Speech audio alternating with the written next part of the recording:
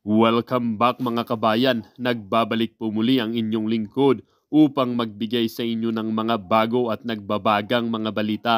Bagong budget na naman pala ang ibinulsa ni Tambaluslos.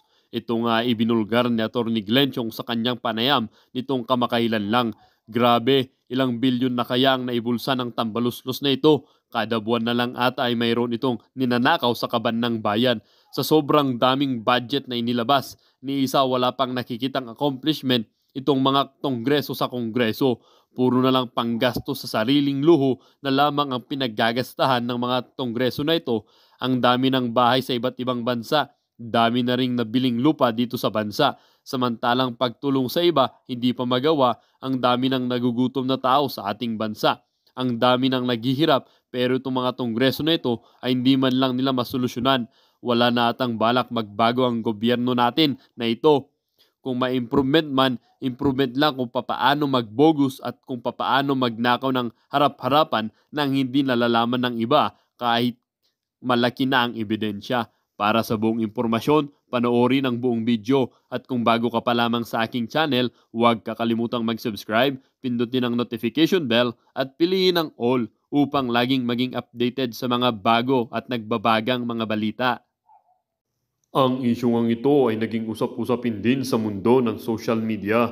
Merong isang netizen na nagsabi, "Wow, grabe na pala ang korupsyon talaga by these people who handled Filipino money. Ano po ba yan po? Sanang pagmamalasakit ninyo sa taong bayan in the country. Sanang pangako ninyo during the campaign, please do and give your promise." At sabi din ng isang netizen, "Grabe, katakawan ng palasyo sa kapangyarihan at ganid sa pera ng bansa. Ang reyna ng bansa, ubod ng sama, may katapusan din ang kasamaan ninyo. God bless us all Filipino people. Keep safe po sa inyong lahat."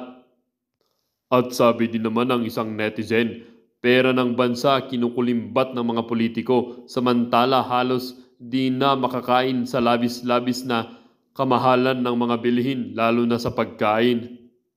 A very onerous burden and a clear manifestation of the surrender of our rights, di ba? Taas ang presyo sa paraliton, nagdugang og buwis, di ba? Oh. Tapos mauni ang klase sa gobyerno nga atong madawat gikan kanila. Usa-usahon nato transparency in terms of people's initiative, private initiative. Okay, ako nagtuo ko nga ang proponent, I believe that the real proponent for this private initiative is none other than Lisa Araneta Marcos. Why lain? Si Tambi kasunod-sunod lang na. Okay? I have worked with Lisa for 6 years. Of course, si Atty. Vic Rodriguez mas daghan pa siya experience with them. Pero ako, I worked with them. Naway bayad, bisag piso. Gitabangan ako sila because I have been an advocate for clean and honest elections way back in 2010. I've been fighting Smartmatic for 14 years. You may not know that. Until natanggal si Smartmatic na disqualified. Finally, ningdaog yapon ang katawhang Pilipinhon. At any rate, anang 6 years, magkauban mi, nintabang ko nila, why condition, why bayad. Every month or so, we go to their house and we have dinner private. So kanang 8 rami kabuok, ang duha ka mag-asawa, I mean si Bongbong Marcos ug si Lisa Marcos plus 1 mga technical people. Out of that 8, 2 raming magsigarilyo. Si Lisa ra ug ako. So every time she feels the urge to smoke, she would pat me back and, "Tara na, punta na tayo dun sa garden." So doon we talk a lot. So I know her and how her mind works. So, one time, after Bongbong Marcos filed his certificate of candidacy, she called me to the office dito sa ORE. Ingon siya nako, "Pwede ba mangadto ka sa headquarters bisag twice a week lang?" Ingon ko sa, "No problem, I'll be there. I've been supporting you for the last 6 years." Siya, "Magkano ibabayad ko sa'yo?" Sabi ko, "No, you don't have to pay me. I've been helping you for 6 years. You didn't pay me a single peso. Why should I collect from you now?" Sige, basta pag nanalo tayo, gagawin kitang commissioner ng COMELEC para malinis yung election system. Tapos gagawin kitang chairman. So tapos na yung agreement namin. I held to my end of the bargain. But sometime in March 2022, kasagsagan ng kampanya ito, I had a meeting with Lisa Marcos na kaming dalawa lang. So when I was called, itong dalawa, si Senior Deputy Executive Secretary Hubert Guevara o si DICT Secretary Ivan Uy, nauna pa sila, makimarites pala. So nauna pa silang dumaan, tas ako, last akong pumasok. Naupo si Hubert there, si Ivan here, si Lisa was here on the opposite side of the conference table. Si Lisa, si Hubert, si Ivan, si Hubert, then ako rito. Hindi niya ako nakita agad. Sabi niya, guys, I have a meeting with the owners of Smartmatic. I need 2 technical guys to be with me. Tapos nung nakita niya ko, but not you, because they hate you so much. Alam ko na, ibebenta ako ng babaeng ito. So true enough, di na siya mutubag sa akong mga text. Kitsapueran ako niya. So, I know that there was something wrong in that election. But I should be very clear. Lisa doesn't like Inday Sara. So I suppose, what say labot atong iyang agreement with Smartmatic? Why would you need 2 technical guys? Because i-explain sa iha unsaon pagpikas ang eleksyon. But again, I am very clear, why labot si Inday Sara dini kay di siya gusto kang Inday Sara. Bisan ka mga tao nga naa dito sa ilang headquarters, they also didn't like and probably did not support Inday Sara. But I believe Inday Sara won by her own right. Ning daog siya sa iyahang 32 million. Pero, si Bongbong Marcos, I doubt it, nga ning abot siya 31 million, close to 32 million. Kaya kung tanaw, ligon ang kontra ni Bongbong Marcos, incumbent vice president yon. Mas maraming boto makuha nun. So most likely, mas mababa ang boto ni Bongbong Marcos kaysa kay Inday Sara. That is something they cannot afford. Kasi the people will look up to Inday Sara as the true leader, not the weakling Marcos. Dili ang weakling Marcos. And Lisa knows that very well. Nang iyang bana, weakling. Sabi nga, may isa pa nagsabi, I think si Spock sa Harry Roque, sabi niya, lazy. O sino ba itong nagsabing lazy? Oh, lazy, weakling. She knows that, and she cannot afford na matangtang ang iyang bana because of that. So I think, ang kausap nila sa Smartmatic is, iangat ang boto ni Bongbong para moduol kang Sara Duterte. So that's why, taas o boto si Inday Sara by about 200,000 votes, right? Pero giangat ang iyang boto. Plus, of course, gipanalo ang iyang anak dito sa Ilocos Norte 1st District. But I believe, gipromise na ni Lisa Marcos sa iyang anak, I will make you president one day. The problem is, the son is still young. So kinahanglan niya another one to hold the fort. So given the present constitution, 6 years si Bongit, as she fondly calls him, so kinahanglan niya usa nga musingit para mag-qualify diyang anak by the 3rd term. So all in all, Lisa Marcos will have 18 years of power. So iyang bana for 6 years, si Tambi ang iyang isingit. Pagkatapos ni Tambi, qualified na iyang anak to run for president. That's the agreement I believe with Smartmatic. Ang ipangayo ni Smartmatic is my head. Kay hadlok si Smartmatic na matanggal. Anyway, bisag wa ko na-appointed, natanggal ramang gihapon siya. Diba? So, on the other hand, si Tambi po, nasa ko i-reveal sa inyo ha, for the first time. I have worked with him when I was congressman. Pareho ming first term congressman natong 2007 until 2010. Atong 2010, o padung na sa eleksyon, nakahibalo ko na 10 billion pesos was coursed through him. Kay, namto siya posisyon sa party. So, gi-course ang 10 billion sa iyaha. So, nangayo ko sa iyaha. In ko, Martin, anyway, we're from the same region. Pwede ba akong humingi sa'yo ng pansimento ng kalsada ko? Kasi lubak-lubak yung kalsada ko sa Biliran. Biliran is an island, north of Leyte, west of Samar, south of Masbate. So, it's a small island wedged between those big islands. So, ingon siya na ako, ayog saba, sa uban. Ingon ko, di lagi ko magsaba. Abi ninyo mga kaigsunan, para kami mga magnanakaw nagtago doon sa gilid ng door ng session hall, sir. Kasi ayaw niya, doon sa session hall, ibigay ko yung letter, yung folder, kasi may request yun, sir eh. Tapos sabi niya, huwag tayo dyan. Di nagtago kami doon sa gilid ng window, ng door, para kami mga magnanakaw doon na nagtago-tago. Tapos binigay ko sa kanya, tinanggap niya.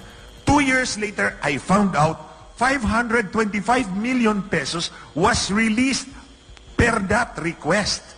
Pero walay karsadang ning abot sa akong distrito. Ang pangutanan ako kang Tambi, naasa ang 525 million. That's accountability. Oh. Wa pa ninyo na nahibaw it. This is the first time nga akong gisulti sa inyo sa katauhan. Oh. Ang tanong ko kay Tambi, nasaan ang 525 million na ni-request ko para sa kalsada ng distrito ko? Na-release yung pera, na wala ang kalsada. Walang dumating doon sa amin. Where did it go, Tambi? Oh. So imagine, there's a lot of hypocrisy in these people. They went after Inday Sara. Yung pala, mas malaki yung sa kanya eh. Remember, that's only 525 yung sa akin. What about the 10B? Baka wala rin dumating doon sa iba. And I think Mr. Tambi should start explaining himself to the public now that it's open, it's right out there. So, baligtad kang Lisa. Ako, pirminin ako, paulit-ulit kong sinabi to. Si Bongbong Marcos ay tau-tauhan lang ni Lisa. And these people, I'm not afraid. You know what? Tingnan ninyo. Tinik down nila yung 2 accounts ni Maharlika. Tinik down nila yung accounts ni Sas. But pinost ko to. Ang post ko is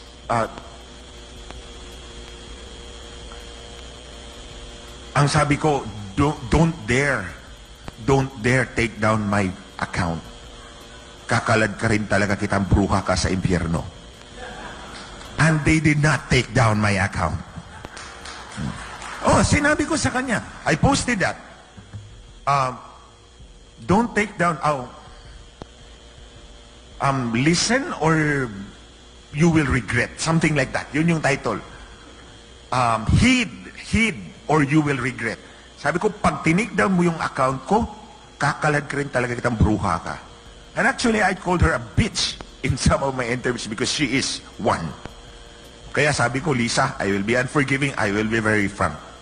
Hindi ko gagawin to kung hindi ka traitor. Your pamilya mo, traitor talaga. Hindi lang ako ang traitor mo. Imagine, you cut my head and put it on a silver platter kasi tumayaw si Smartmatics in front of you para kang si Herodes. Si Maharlika, ganun din. Nagsuporta yan sa kanila mula pa noong 2016. Tapos pinagpalit ng iba. The same goes with Attorney Vic Rodriguez. Si SMNI is the biggest example. Binigyan sila ng platform nung kampanya, di po ba? Binigyan sila ng platform, alam natin yun. Tapos anong ginawa nila? Ginorgor. To quote the term of Maharlika, ginorgor. Oh. Ito pa si China. You see why ganyan si Xi Jinping? Yung Chinese sa atin? Panahon ni President Duterte, walang water cannon. Di ba? Hindi tayo kinakanyon. Hindi tayo nililiser. But now, ginagawa nila. You see, for 6 years, as far as I know, yung kumpanya ni Lisa Marcos, yung Unified Philippines-China Unified Enterprise, tinulungan sila ng Chinese government doon para magkakomisyon. Tinulungan sila ng Chinese government. Tapos nung nanalo, sinaksak sa likod si China, pumalit kay si Amerika. At binigay pa yung mga bases natin doon. Just like what Harry Roque said kanina. So syempre, the Chinese government are very angry at them. So ang ibig kong sabihin, yung pagtatraidor, it runs in the blood. Ito kay Inday Sara is also a classic example. Ginamit nila nung eleksyon para manalo sila.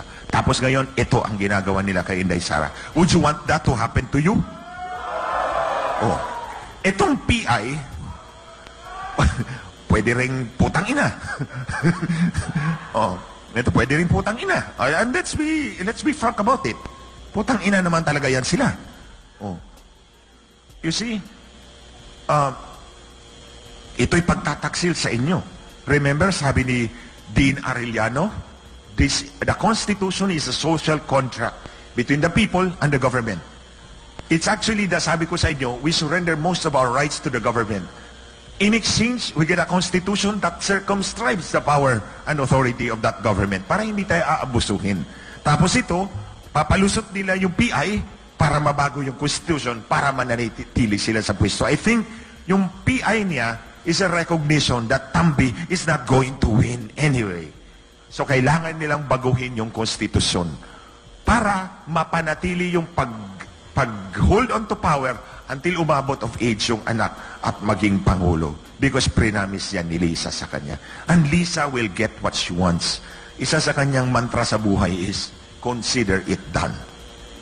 Pag sinabi niyang consider it done, gagawin niya ang lahat. Matupad lang yung kanyang pinangako sa iyo. But of course, only if you are still useful to her. The moment you lose your utility, wala ka nang gamit sa kanya, ibalibag ka na. Itapon ka na parang basura. And this is SMNI. Oh, SMNI. Oh. So, nangyari sa'yo, sir. Hindi lang naman sa'yo. Ako, marami tayo. I'm sure, maraming biktima sila rito. Now, ito ngayon.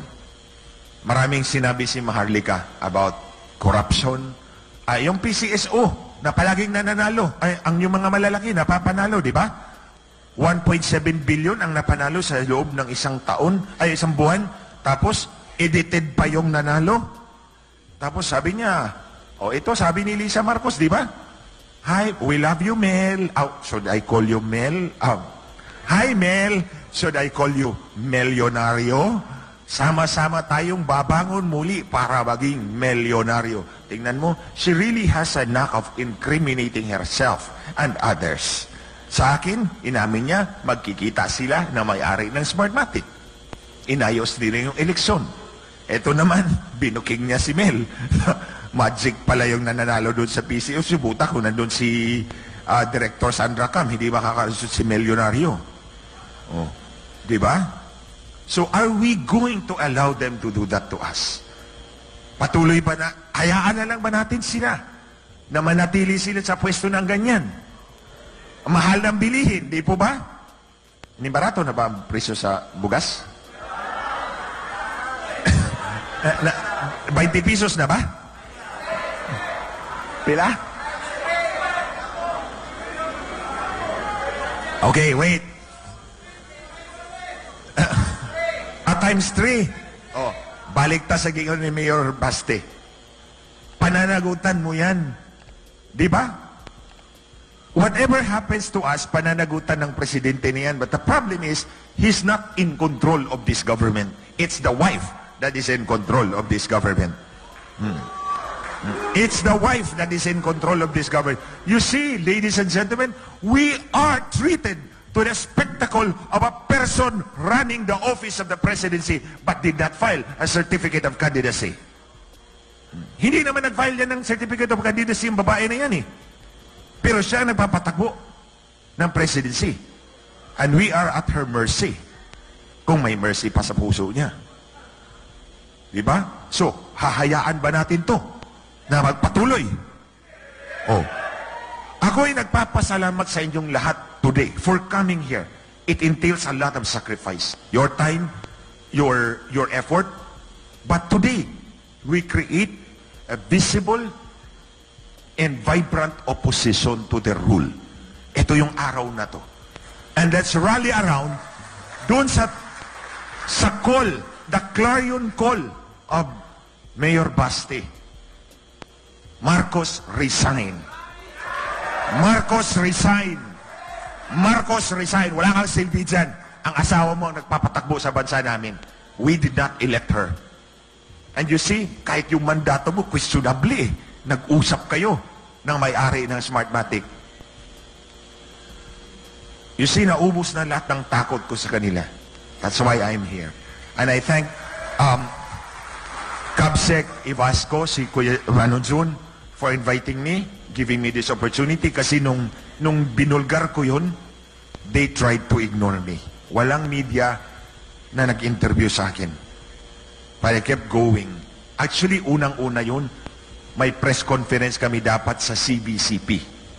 Natunugan ni Lisa Marcos. May tinawagan yata sa CBCP, kinansila yung press con namin that very afternoon.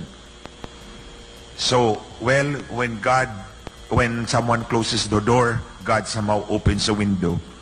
So, pumasok sa isipan ko, gumawa ka ng affidavit. Ang totoo, mga kababayan, nakasulat ang akong gisulti sa inyo karon sa akong affidavit. Gisumpaan na nako. Ningad yugo sa abogado, nanumpa yugo dito kay basin o masilip, mabutasan pa akong affidavit. So, I stand by my accusations. Nag-istorya, nag-meeting ang tag-iya sa Smartmatic ug si Lisa Marcos atong Marso 2022. Duha ka buwan, una mag-eleksyon. So, ako siyang giingnan, tubag ako hangtod karon mga kaigsunan. Kaya pila na to? September 2023. Hangtod karon wag yun na mo tubag si Lisa. Tanawa, di ba? Di siya mo tubag sa mga pasangil ni Maharlika, di ba? Sa mga nagsubaybay kay Maharlika, hindi siya sumasagot. Kasi, ang palaging sinasabi niya, another mantra of Lisa Marcos, less talk, less mistake. You see, the truth has only one version.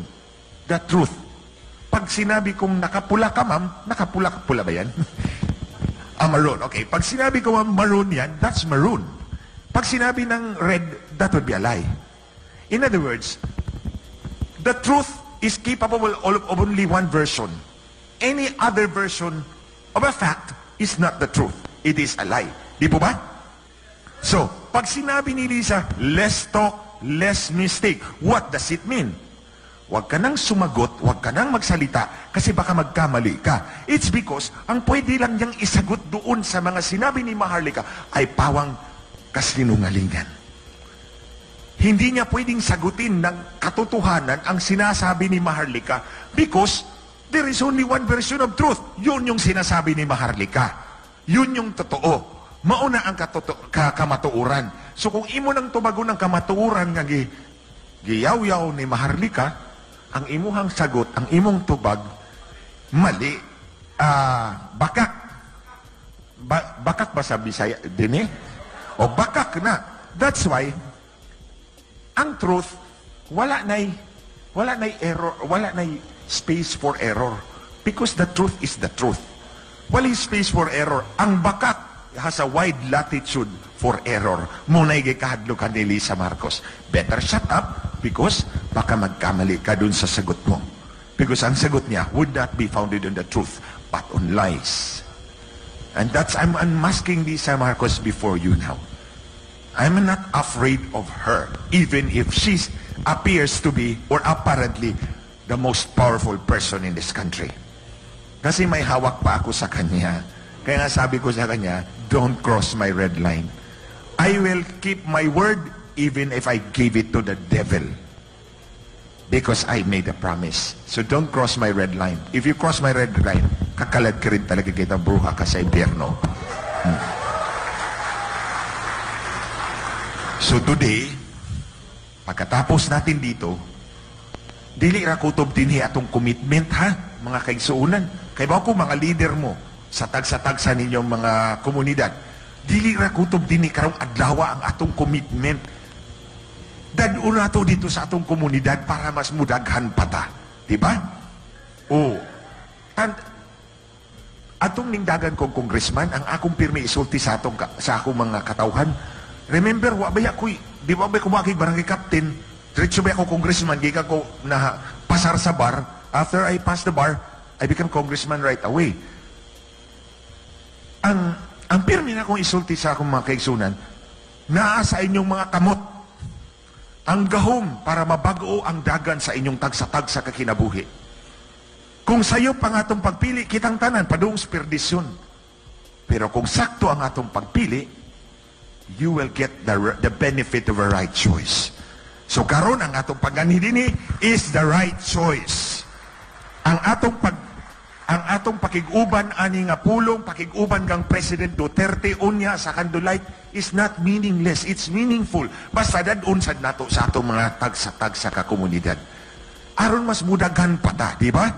I hope you will have the same commitment that we all want to have, di ba? O makaasa ba mi sa inyo ha? Makaasa ba kasi Kabsek sa inyo ha? Si Speaker, makaasa ba mi sa inyo ha? Makalaom ba mi nga ato ning padaghanon? Na usara man ako nadunggan 100, ang uban 10% ra. Sige. Basta magsabot ta. Human ani atong event, atong palawakon ng atong commitment, atong pag-multiply so that this government will finally come to an end. Remember, dili pwede kana ba yung atong pag-surrender sa atong katungod sa gobyerno? It does not mean that we will continue kung abusahan ta. Di ba? Kung abusahan ta, i-oppress ta, dili pwede. We have to fight back. Because, ingon ba si Dean Arellano, sovereignty resides in the people. And all government authority emanates from them. Tanan, gahom sa gobyerno, nagagikan sa inyong tanan katawhan. Sa napanood niyong video mga kabayan, ano naman po ang inyong mga opinyon? Ang ating comment section ay bukas para sa inyong mga komento at reaksyon. Huwag kakalimutan, do not let your thoughts left unspoken. As citizen of this country, your opinions matter. Huwag pong mahihiyang magbigay ng inyong mga saloobin, mga kabayan. At syempre, huwag nyo din pong kakalimutan i-share ang video ito upang inyong mga kaibigan at kapamilya ay maging aware din sa kung anong nangyayari sa ating bansa. Huwag din kakalimutang mag-iwan ng like. Hanggang sa muli!